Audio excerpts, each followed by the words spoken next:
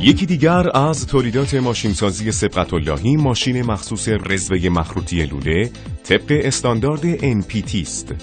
این ماشین قادر به تولید 6000 قطعه در یک شیفت کاری می باشد، به گونه‌ای که عملیات باز و بستن لوله و رزوه آن در عرض 2.5 ثانیه انجام می شود.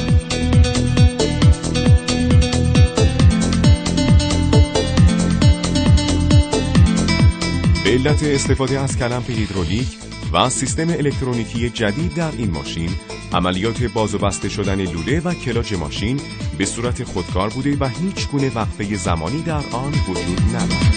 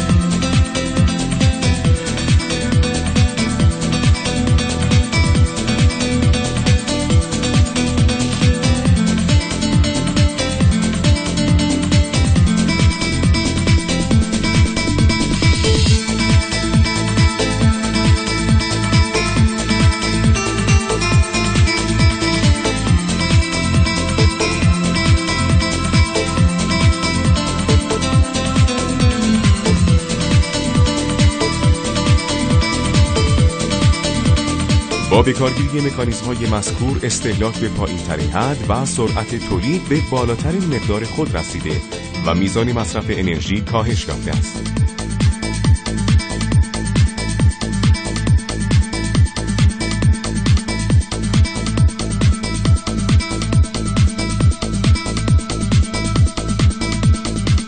از دیدگاه علمی این فرایند رزوه به دلیل کار سرد که بر روی قطعه کار انجام گرفته است باعث افزایش استحکام رزوه نیز می شود.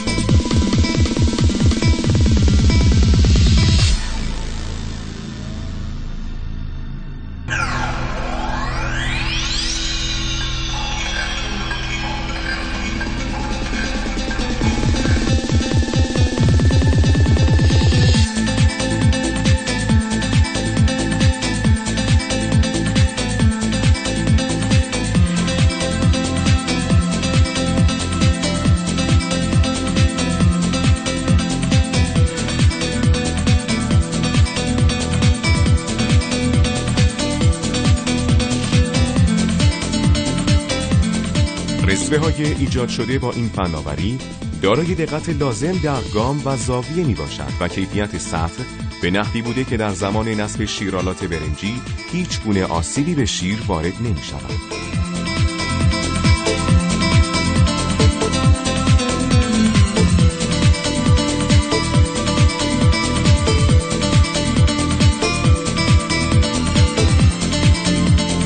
استفاده از مکانیزم باز و بسته این امکان را فراهم می آورد که لوله با طول حداقل 3 سانتی متر را بتوان رزوه نمود.